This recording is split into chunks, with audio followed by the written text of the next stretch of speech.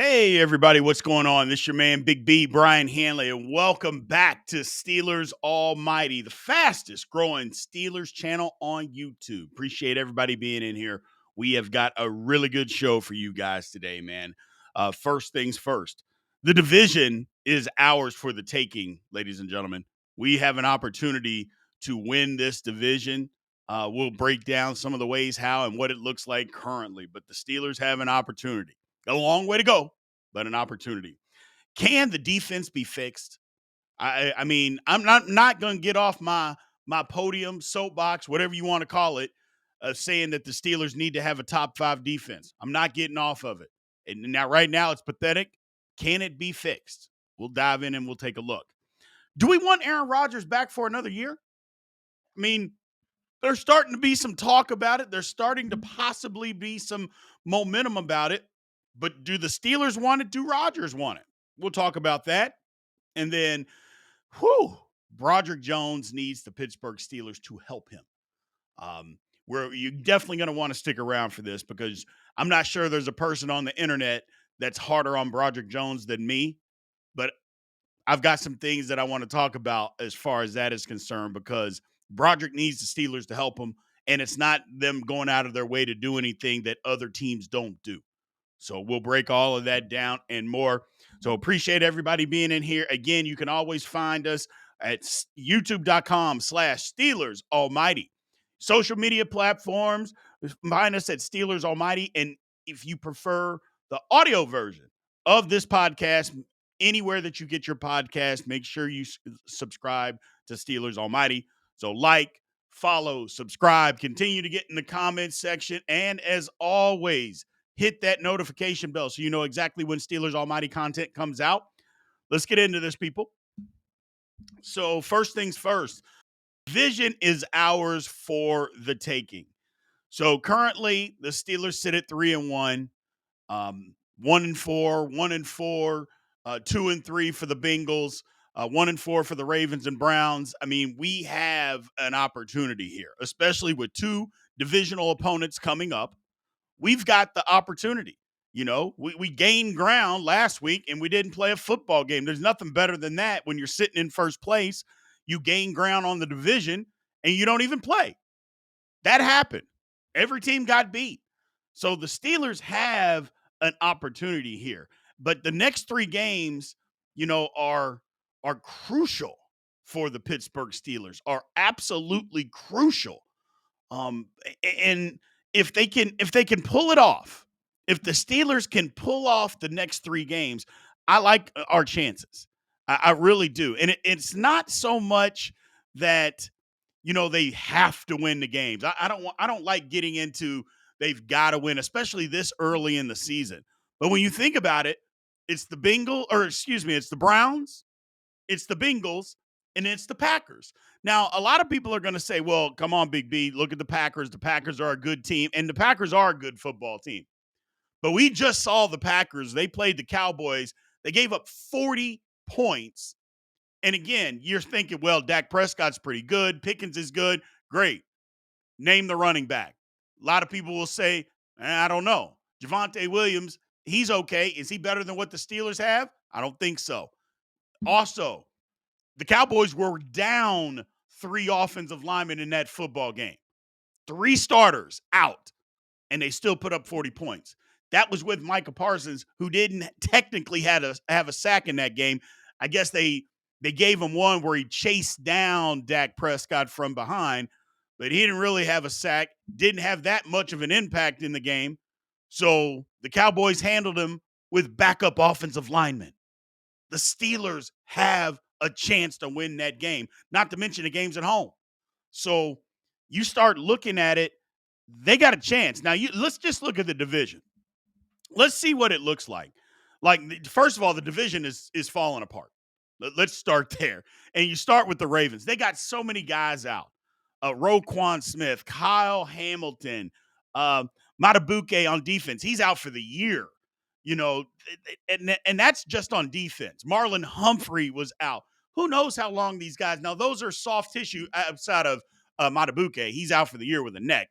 And a lot of people say it might be career-threatening. Let's hope not. But who knows how long those guys are going to be out. But then their quarterback, Lamar Jackson, is out. Now, is he going to play this week? Probably not. How long is he going to be out?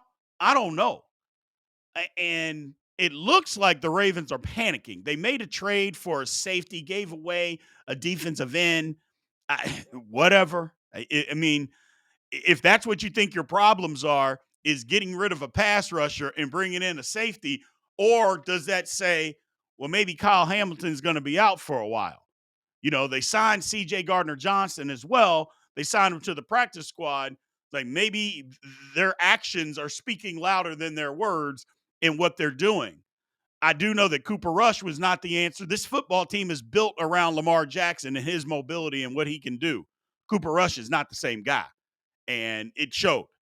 They don't they don't like giving the ball to Derrick Henry enough. The Ravens are falling apart. They're falling apart at the seams, and it seems to me that they're somewhat panicking. You move on to the Bengals. The Bengals, look, I said it before. I'll say it again. Joe Burrow is out. The backup quarterback stinks. Your offensive line stinks, and your defense stinks. Now, I just don't know exactly where you go. Like they bringing in Joe Flacco. Do you think that's the lifeline? I don't know. Cleveland benched him. And while I don't think everything was his fault in Cleveland, but they did bench him, and I don't think he's going to be the lifeline. First of all, Joe Burrow is a pretty mobile guy. Got hurt. Joe Flacco has never been mobile, and now he's 40. I mean, you don't get me. Look at Aaron Rodgers. Aaron Rodgers used to be mobile. 41, not so mobile anymore. Now you're talking about a 40-year-old that's never been mobile behind that offensive line. Whew, brutal. Brutal to say the least. Their offensive line has given up 15 sacks. They're dead last in rushing, so they can't even run the ball. They run it for 57 yards a game. That's what the Bengals have been doing. You think the Steelers' run game has been bad, and it is. The Bengals is way worse.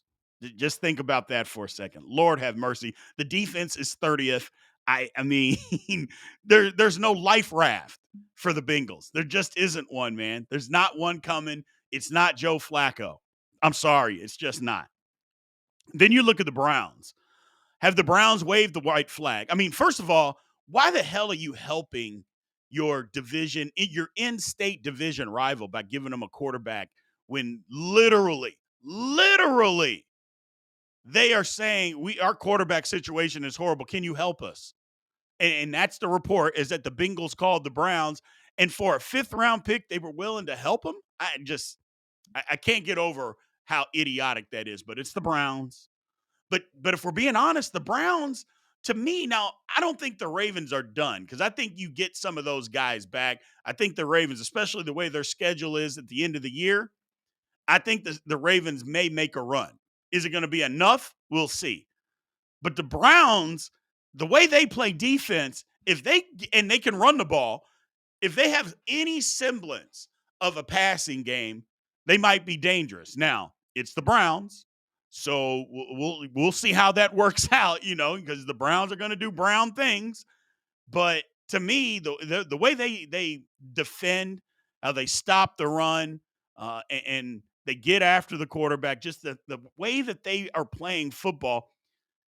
If you would flip it, obviously you flip the record in the organization, but if you were just to say, hey, this team wants to win by playing good defense, playing good special teams, making a couple of plays at the end of the game, and want to win 17-14, what's that sound like to you?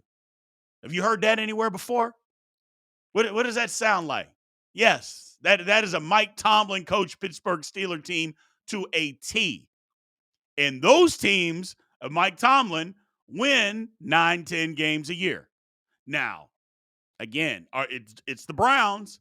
I'm just saying, be cautious when we're saying the Browns can't do anything. I'm not sure that that's the case. If they can find any semblance of a passing game, the Browns might be. I'm not going to say they're going to be more dangerous than the Ravens, because I don't believe that. But I think they can be troublesome. They can be troublesome. Just Just be on the lookout for the Browns, people. As much as you know me, I make fun of them at every turn. But if I'm not making fun of them, that should give you reason to pause and say, well, hell, if Big B is not making fun of the Browns, he always makes fun of them. Maybe we should think twice about it. Maybe not. I could be wrong. And I don't have a problem with being wrong because that means we get to make fun of the Browns. But I don't know, man. I think they may have found something. They might have found something. Either way, this division is falling apart, and the Pittsburgh Steelers have a real opportunity. They do. These next two games, I'm not saying they're the biggest on the schedule, but they are big games to try to get yourself some separation, man. So, because the schedule does get tough moving forward. Let's go to the poll. Poll question number 1 is, what do you think is the key to the Steelers maintaining their lead in the division? Is it A, a strong defense, B, effective offense, C, capitalizing on mistakes, or D, coaching strategies? Interesting poll. I'll be interested to see what you guys have to say about that. Make sure you put a number 1 in front of the number so we know exactly what poll question you are answering. Let's move on. So, can the defense be fixed? Look, I've been on record. Lots of people have been on record. The Steelers defense, there's a lot of people that were saying the Steelers defense needs to be the number 1 defense, a top 3 defense. I was pretty bullish on a top 5. I said, give me top 5 or better. Well, right now, the Steelers currently sit at 28th in total defense. 28. That's not me making up stats. That's not, you heard right. We are the 28th best defense in total defense, which is absolutely pathetic. You're outspending the next team on defense by $25 million. And this is the best that you can do. And I don't want to hear that it's early in the season, and things will change. How did it get to this point? That would be my first thought. How did we get here? And you're going to have to miss me with the injury thing. While I understand that that happened, I totally understand. But part of what the process is that they were deep and that the defense was deep and that the positions that got injured was secondary and interior line. Those were supposed to be the places where the Steelers were deep. Okay, so those got injured. You had to dip into, to some of that depth. Did the play fall off that much? I don't think so. So let's figure out why and what are the issues, because that's the main thing. So why are the Steelers this bad? Well, first off, the rushing defense. It's 19th. It's at 122 yards a game, and that's an improvement. It's gotten better over the last couple of weeks, but that's an improvement. Up the middle, we've talked about Keanu Benton not being big enough to play, nose tackle. We've talked about it. It's a thing. And yeah, he played better against the backups for Minnesota. He's supposed to play better. Let's see if he can do that against the Browns, because the Browns have a good interior line. Let's see what he can do there, because teams have literally decided how they're going to attack the Steelers rushing the football. It's not even between the tackles. They're attacking us between the guards. They're just running directly up the middle. Well, what are we going to be able to do to stop that? So that's number 1. Okay. Have to make teams one-dimensional, because right now teams can do whatever they want against the Steelers. They can run and they can pass. Okay. And it makes it difficult to be able to stop a team if you can't hang your hat on something. Like most, hey, we're really good in the secondary. We're good against the pass. We have a good pass rush. Or, you know what? Teams have to throw it because we don't give them an inch when it comes to the run game. Don't give them an inch. And the Steelers don't do either of those things well. They don't stop the run. And teams are killing us through the air. It's embarrassing. I mean, Carson Wentz 2 weeks ago against the Vikings had 350 yards. And I get it. One of those was like a 75 yards, 80-yard pass play. I totally understand. But that was a communication error. It happened. It's not like we can take the yards away from them. It happened. Third down. Steelers have not been good on third down, especially third and long. Third and 7 or more. The Steelers have actually not been good at all this year. They've got to get better. You know, Communications in the back end. If I hear it anymore, I don't know what I'm going to do. I don't have any hair to pull out. It's just been absolutely ridiculous what they've done on the back end. Must be better. No ifs, ands, or buts about it. Must be better. But the first thing I think they got to do is stop the run. Patrick Queen, Peyton Wilson, good game against Minnesota. They got to be better. And again, they have to be kept clean so they can run, because their thing is running sideline to sideline, scraping and making plays. They're not your Elandon Roberts type of guys. They're not your thumpers, which is okay as long as you make tackles. But if your D line is in your lap, and then they're already guys that want to run around blocks. Well, now you have to run around blocks 4 and 5 yards deep. Well, that's a problem. That's a big problem. They have to be better, though. They have to be better, because their thing is they haven't been gap sound, guessing, again, trying to run around blocks. You can't do that in the NFL, man. You just can't do that. These linemen are too quick, too strong. They will catch you. And a gain, it could be a 5-yard gain, ends up being a 19-yard gain because your linebacker is out of position. Can't happen. Can't happen. So the first thing they got to do, they've been bad against the run. They got to stop it. And again, it's gotten better over the last couple of weeks, but it's got to continue to get better. And the one thing is, they can't rely on the turnover bug. That's the whole thing. The Steelers have gotten by. They had 7 turnovers in the last 2 games. That's helped them win. You can't rely on that every week. Don't get me wrong. They have caused the turnovers. So it's not like, oh, well, somebody's accident. No. They have caused the turnovers. But do you think that that's going to be the norm, that you're going to cause, 3.5 turnovers every week? I don't think that's how it's going to work. There's going to have to be a time where you have to stop people, that people are just not going to be able to go up and down the field on you, that you've got to stop them. Well, that's what has to happen. And I always lean on the run, because the way the NFL rules are, teams are going to be able to throw the ball. That's just the way they got the rules, and the way they want scoring, and the exciting plays down the field, and teams take advantage of that. How many times have we just seen a team just throw it up down the sideline and hope for a pass interference call? Happens every game. At least once, probably 3 or 4 times a game, teams do that. It's just the way, not just against us, just throughout the league, every game, it happens. Steelers need to do that more, but we don't, but different conversation. Having said all of that, that's where they want. They want scoring. So you're going to be able to throw the football. So I lean into the Steelers got to say, fine, but nobody's going to run the ball on us. Nobody's going to run it. We are going to tighten up this run defense.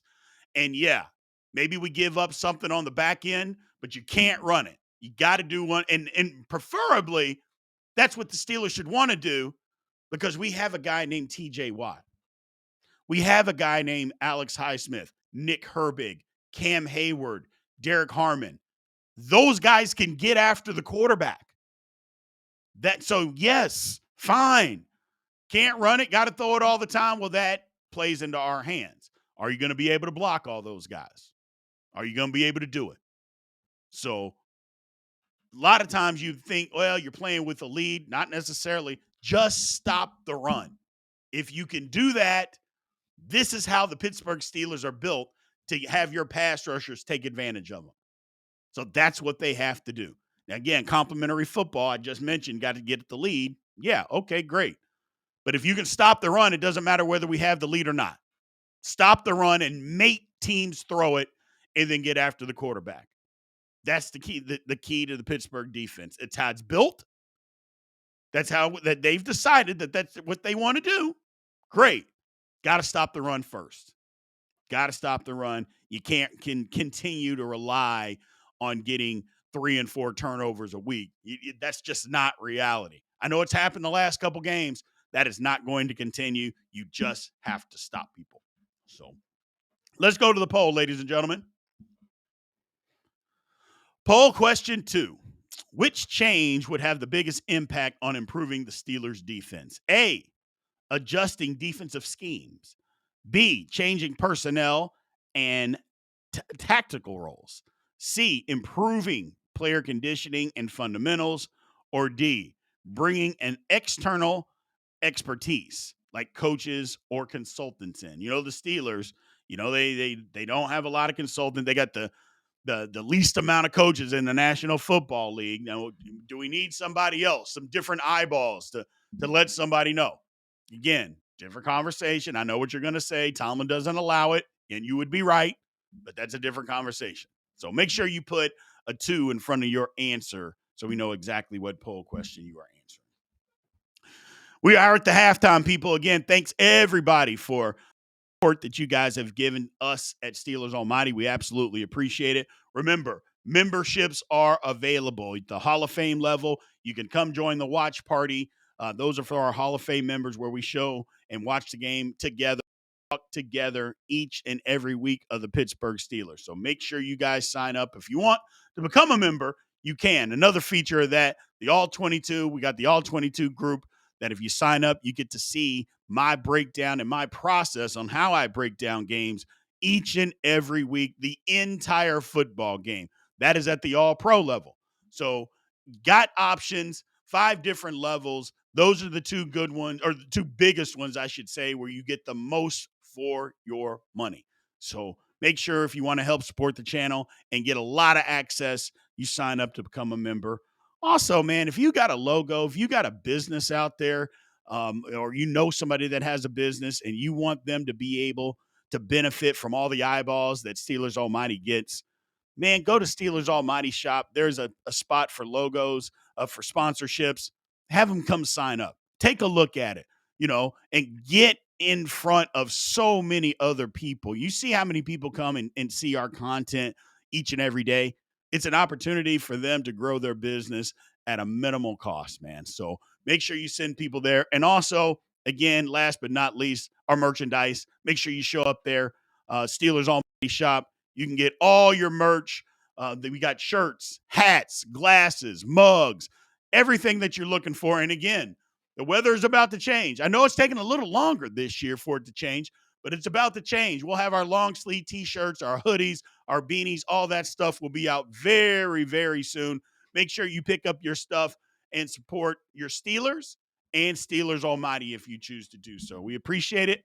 Let's get back to it, ladies and gentlemen. So,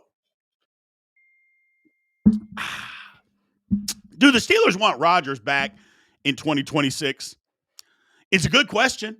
A lot of people, they get in the chat, they ask those questions. Do we want him back? Does he want to come back? Well, let's start here. He's been pretty good. Now, again, if you look at PFF, they're going to tell you that he's been the worst quarterback in the National Football League.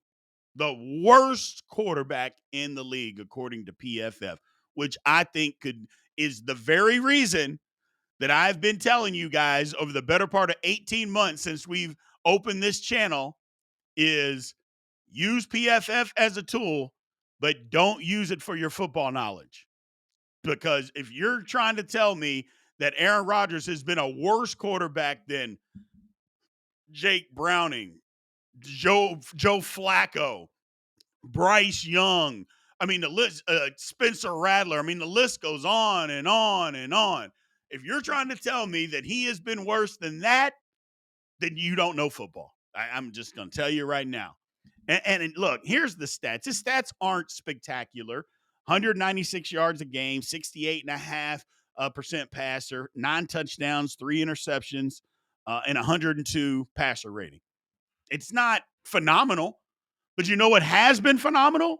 How he's played the quarterback position, how he manipulates the line of scrimmage, dummy audibles, getting in and out of plays. And again, the dummy audible might be more important than getting in and out of plays, because when a team shows a blitz, sometimes Aaron Rodgers gives a dummy audible, and the team may get out of the blitz because they think that he, changed the play on them and changed the protection. It's just a guy that's playing the quarterback. He uses cadence, like I mentioned. He also manipulates the clock. Is that a lot of teams, especially Minnesota and Brian Flores are notorious for showing you a certain look and at the snap changing into something else. Well, Aaron Rodgers knows that. Well, what do you do to counteract that? You wait and you wait and you wait until the very last second of the play clock. Well, by that time, they have to show you what they're doing. Otherwise, they're going to be out of position. He did a masterful job at doing that against the Vikings. So that's the thing that he's doing, man. He's just playing the quarterback position well. Now, is his mobility shot? It is.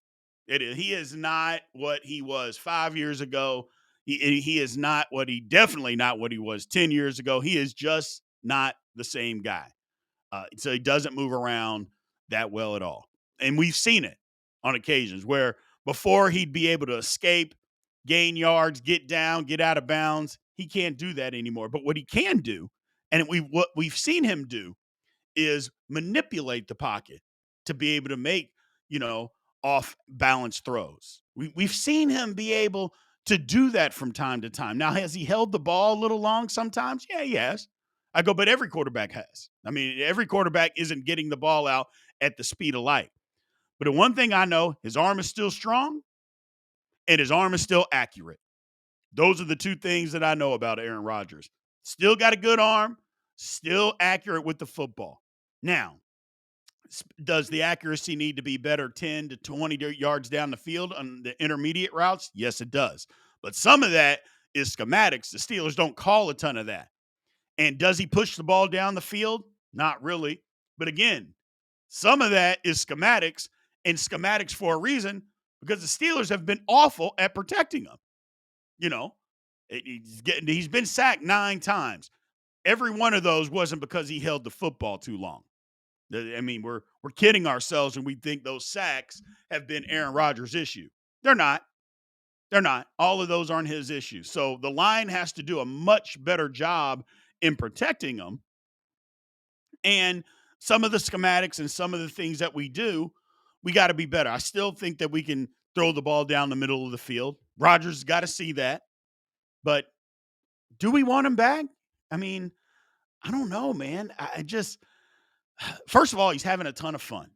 He's having a ton of fun out there. He seems to be enjoying the process, much better than what he has the last 2 years. And the Steelers still don't have a franchise quarterback. And even if they draft one next year, do you want to throw him right into the fire?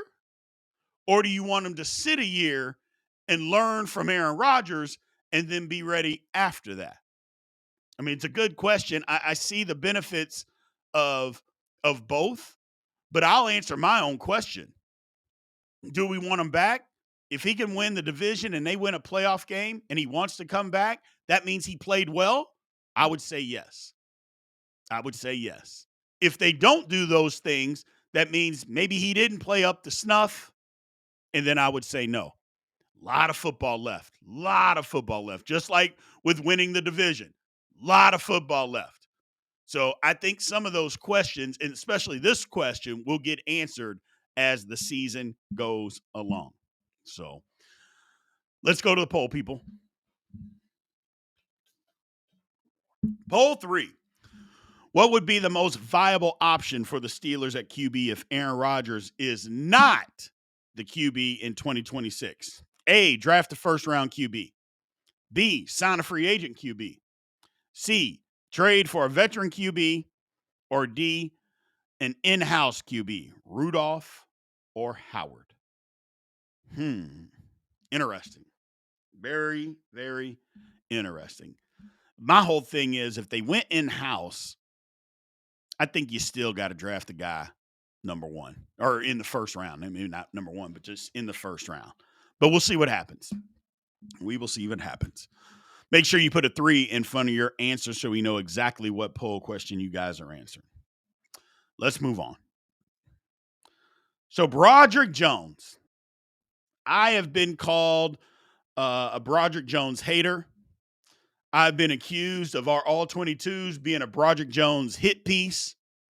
And this might be self proclaimed, but I might be the hardest person, at least Steeler channel, on Broderick Jones on YouTube. I may be the person that gets mad, complains, screams, nitpicks the most on Broderick Jones out of anybody. But what I always say about it is it's his tape. Like, I'm not telling you something. I'm not making it up. I'm showing you what he's doing out there on the field. Good, bad. And unfortunately, the majority of it has been bad. That's not me. I didn't make that up. It's just the majority of it has been bad. Has it gotten better over the last couple of weeks? Yes.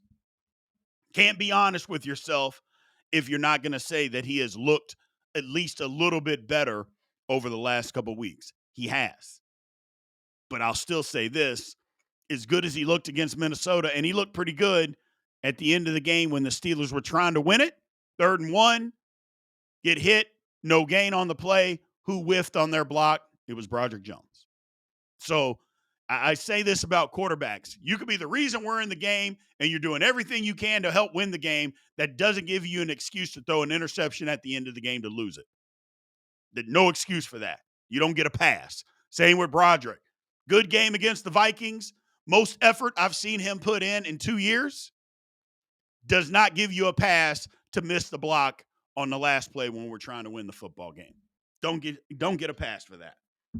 But it has been better. But here's the thing. The Steelers have to help him. I mean, it just period, point blank, they have to help him. Now, let's break all of this down, people. Number one, there's so many people out there that say you got to put Broderick on the bench. That's not happening. All right? They're not going to give up on Broderick Jones this year. He was the 14th pick of the draft 2 years ago. Well, I guess now 3 years ago. This is his 3rd year. They moved up 3 spots to get him. They're not giving up on him.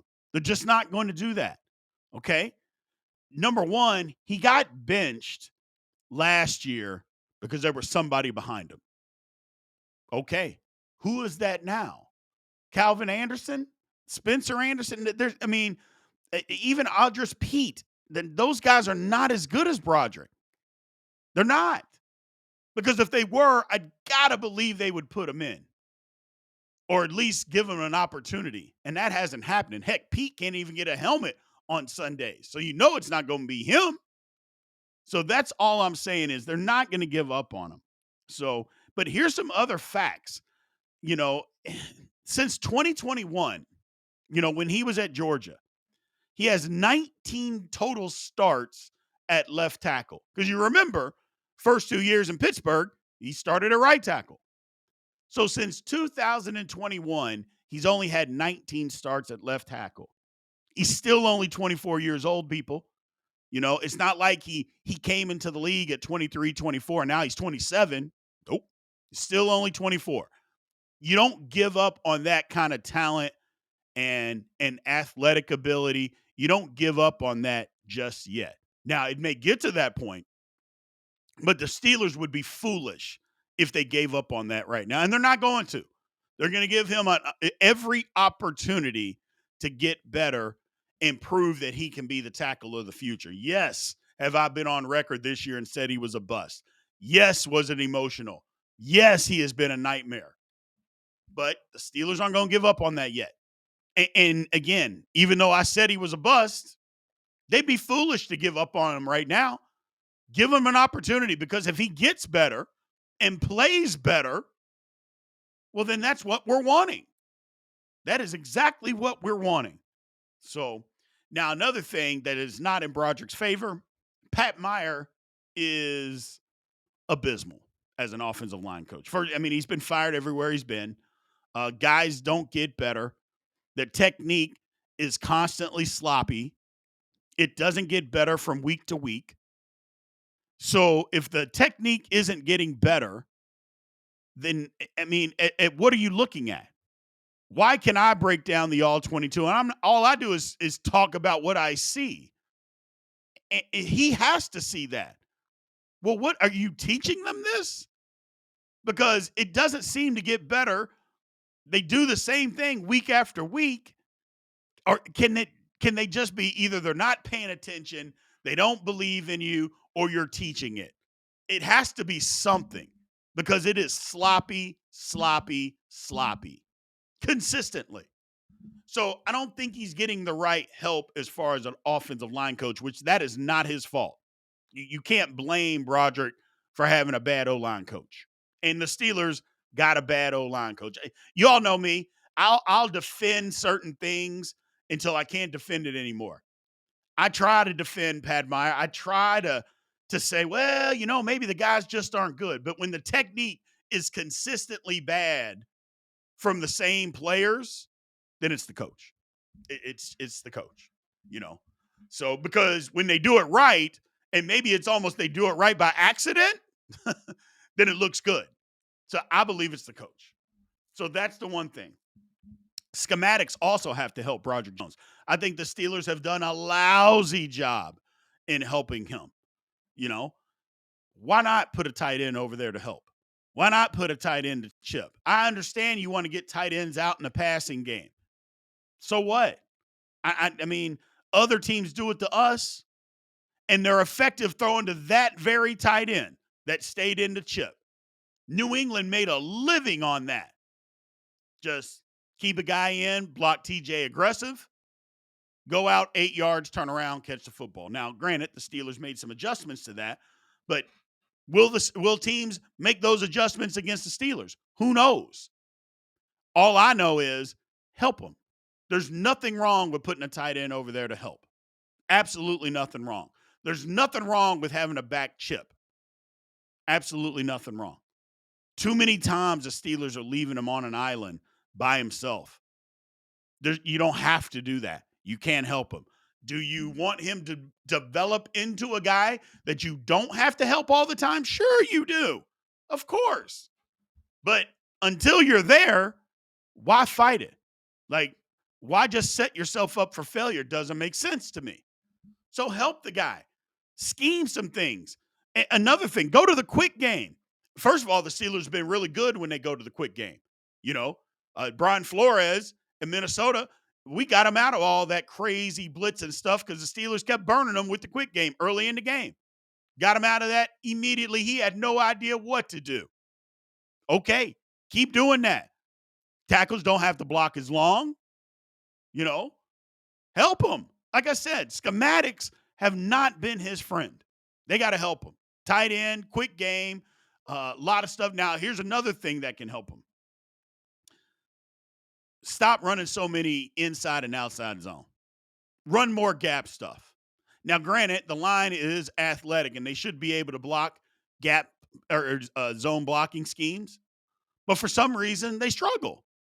Well, go to more power stuff. Okay? Go to that and mix it together. It doesn't have to be 97% zone blocking when you run the ball and only 3% gap. Make it 65-35. Start there.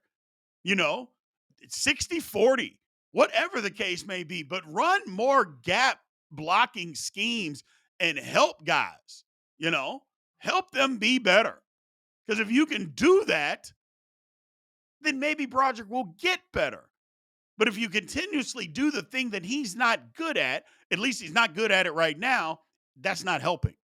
It's not helping him, and it's not damn sure not helping the offense. So do some things. That will help everybody, not just Broderick. That'll help the entire offensive line. So do some better stuff schematically, man. So here's the thing. This is a gigantic 13-game stretch for Broderick Jones. And the reason why, why, it's going to be extension time at the end of the year. Do they give him that 5th-year option? At this point in time, there isn't a Steeler fan out there that's going to say yes. and you shouldn't. But what do you do if he turns it on and has a really good 13-game stretch here? Like, what if you say, oh, wow, Broderick's been our best lineman over the last 13 games. I'm not saying it's going to happen, but anything's possible. What if he does? What if he in the bye week it just clicks and he has the best 13 game stretch of any lineman we got and he looks good? At that point, do you give him the 5th year? Or do you say, it was only 13 games? Because remember, it's only been 4 at left tackle so far. He's only played 19 total. Well, I guess 23 total since 2021 at left tackle, and he took a 2-year hiatus from even playing the position. So what does it look like? Do the Steelers still have, because at this point in time, you would say the Steelers got to get a left tackle next year with their first pick. I know we all want a quarterback, but Steelers would need a left tackle at this point. That would be their number one priority. What do you do? Becomes tricky. And to be honest, I want him to do it and put the pressure on the Steelers on what to do. That's what I want. Be great the last 13 games and then make the Steelers have to make a decision. Number one, good for you, young man. You're succeeding in the National Football League. Number two, that means he's playing good football and the Steelers are good. So that's the way I look at it. Let's go to the poll question. Poll question number 4. How confident are you in Pat Meyer's ability to improve the offensive line this season? I think this is an easy answer. A, very confident he'll turn things around. B, somewhat confident, but he needs to improve himself. C, not confident at all. He should be replaced. D, I believe the players need to take more responsibility. Ooh. Could be tricky with those last two. And I know a lot of you guys out there blame the coaches for no matter what. You're blaming the coaches. I always push back and say, hey, we can blame the coaches, but players got to take some responsibility too, man. They can get themselves better. They can do that too. So I'm interested to see what you guys say. Make sure you put a 4 in front of your answer so we know exactly what poll question you're answering. So look, people, we talked about it at the beginning. Steelers got a big opportunity. Big opportunity. They can put some distance between themselves and everybody else in this division. They can absolutely do it. I still believe the Ravens got a run in them. I think they're going to get healthy and their schedule gets easier at the back end. I think they're going to make a run. Okay, great. I'm not afraid of it, but I still believe they're going to do it. Bengals, I think, are finished. I could be totally wrong. And if I am, that sucks. But I think the Bengals are done. I think the Browns waved the white flag somewhat, but I still believe the way they play defense, they're going to hang around. They're just going to hang around. So, and you can win games. Like I said, play great defense, play great special teams, and make a couple plays at the end of the football game. What does that look like? That is a Mike Tomlin team to a T. And again, we've seen that team, and those teams usually win 9 or 10 games every single year. Now, it's the Browns, and the Browns are going to Brown, but at least the formula appears to be there.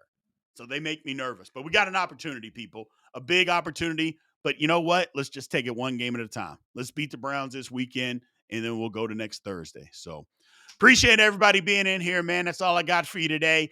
Again, remember to like, follow, subscribe, continue to get in the comments. Always hit the notification bell so you know exactly when Steelers Almighty content comes out. Until next time, ladies and gentlemen, aloha.